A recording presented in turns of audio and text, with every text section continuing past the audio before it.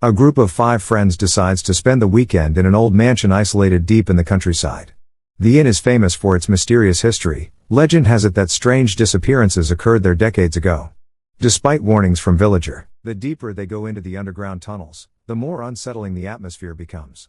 Each friend feels a growing sense of dread, as if something is watching them, just beyond the edges of the dim light cast by their flashlights. Strange symbols are scratched into the walls, and some passages seem to echo with voices calling their names. After what feels like hours, they stumble upon an old, abandoned library hidden beneath the inn. Dusty books line the walls, filled with records of past guests, names, dates, and unsettling comments written in red ink. Shocked, one of the friends finds a page with his own name listed, dated years before he was even born. Panic sets in as they realize each of them is in the book, with dates marked for each of their stays. Suddenly, they hear footsteps approaching from one of the dark tunnels. They shut off their flashlights, huddling together, holding their breath. The footsteps stop just outside the library door. Then, a voice, eerily familiar, calls out their missing friend's name, slowly, drawing out each syllable. Gathering courage, they decide to move forward, seeking an exit. As they pass through another narrow corridor, they see a flickering light coming from a room at the end of the hall.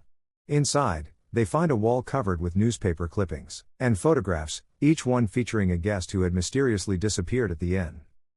At the center of the room is a dusty old mirror, its glass cracked. As they stare into it, the reflection changes, showing not themselves, but images of their missing friend, terrified and alone, trapped somewhere in the inn's endless maze. Just as they're about to turn away, the reflection begins to change again, showing each of their own faces in turn, stricken with fear, as if they too are trapped. Panic mounting, they back away, desperate to find an escape. They hear the old man's voice echo through the tunnels. "You can't leave unless you give the inn what it wants." In a moment of realization, one of them remembers something odd they'd noticed on the first night, a small hidden door behind the staircase, which they hadn't thought much of at the time. Believing this door might lead to freedom, they decide to make their way back, retracing their steps through the winding tunnels.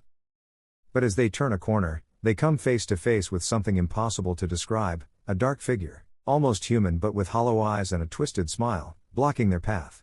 It's as if the inn itself has come alive to stop them. They turn and run, racing through the narrow passages, the walls seeming to close in on them. As they reach the staircase, they find the small door just as they remembered, but something feels different. The air is colder, the silence deeper. They turn to the old man, who is waiting there with that same unsettling smile. "Did you find what you were looking for?" he asks. When they try to answer, they realize that their voices have no sound. They look down and see their own names now engraved on the floor at their feet.